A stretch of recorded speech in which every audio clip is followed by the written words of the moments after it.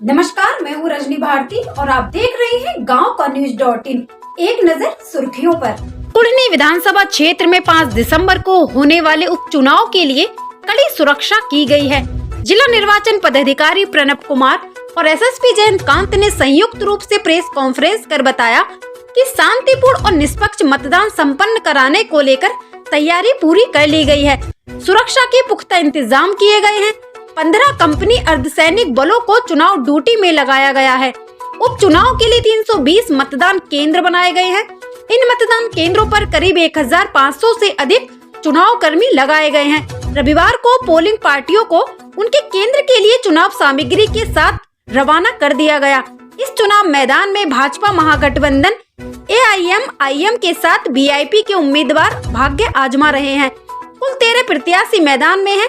SSP Jayantkant के अनुसार शांतिपूर्ण और निष्पक्ष मतदान के लिए सुरक्षा की व्यवस्था तगड़ी की गई है। 10% रिजर्व के साथ 350 से अधिक पीठासीन पदाधिकारी और 50 माइक्रो ऑब्जर्वर तैनात किए गए हैं। कुढ़नी उपचुनाव को इस बार विशेष रूप से महत्वपूर्ण माना जा रहा है। इस सीट को भाजपा महागठबंधन और VIP ने अपने लिए प्रतिष्ठा की सीट माना है। इस वजह से तमाम पार्टियां यहां लगातार प्रचार प्रारंभ होने से लेकर अब तक जोर लगा रहे थे। बीते चुनाव की बात करें तो 2020 में हुए विधानसभा चुनाव में राजद उम्मीदवार डॉक्टर अनिल साहनी ने यहां से जीत दर्ज कराई थी। LTC घोटाला में सजा होने के बाद यहां उपचुनाव कराया जा रहा है। बिट्टू कुमार, मुजफ्फरपुर से खास रिपोर्ट। कल जो होने वाले चुनाव के लिए सभी तरीके की तैयारी पूरी कर ली गई है।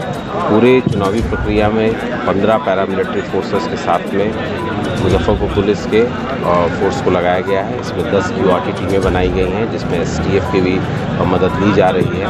और इसके अलावा सभी बूथ पर पुलिस ऑफिसर्स, पैरामिलिट्री फोर्स का डिप्लॉयमेंट किया गया है और उनके ऊपर सेक्टर और जोनल फोर्सेस भी हैं और QRT टीमें भी हैं। किसी भी सिचुएशन में कोई भी अनवांटेड अनसीन इवेंट को निपटने के लिए बाइक दस्ते भी मौजूद हैं और हम लोगों को पूरी उम्मीद है कि पूरा जो इलेक्शन प्रक्रिया है हम लोग उसको शांतिपूर्वक तरीके से समाप्त कर पाएंगे।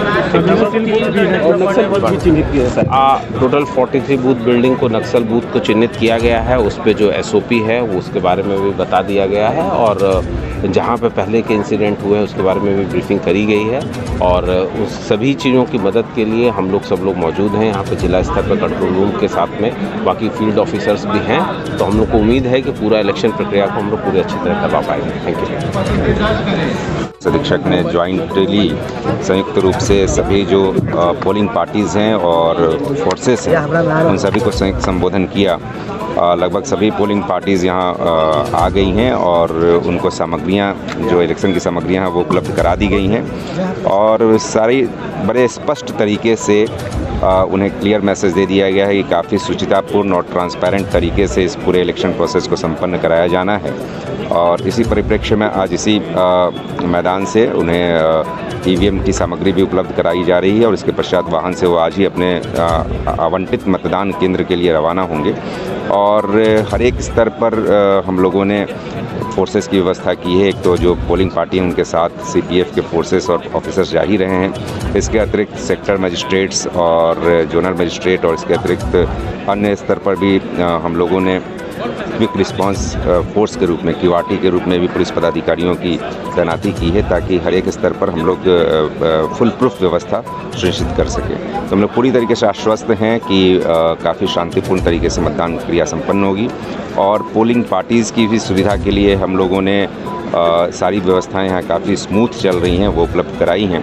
इसके अतिरिक्त मतदान के समय मतदाताओं को कोई दिक्कत न हो इसके लिए क्यू लगाने के लिए भी वहाँ होमगार्ड और चौकीदारों की प्रतिनियुक्ति की गई है। तो हम लोग पूरी तरीके से आश्वस्त हैं काफ़ी बेहतर तरीके से मतदान की प्रक्रिया संपन्न होगी। कुढ़नी में सर फेस डिटेक्टिंग लगाया जा रहा है, कुछ नई व्यवस्था को लेकर की जा रही है क्या? जैसे मैं बताऊँ कि कुढ़नी विधानसभा का निर्वाचन जो है जो भारत निर्वाचन आयोग है उसके निर्देशानुसार उसके बताए गए निर्देशों के अनुसार होता है, तो इसमें ऐसी कोई व्यवस्था नहीं है।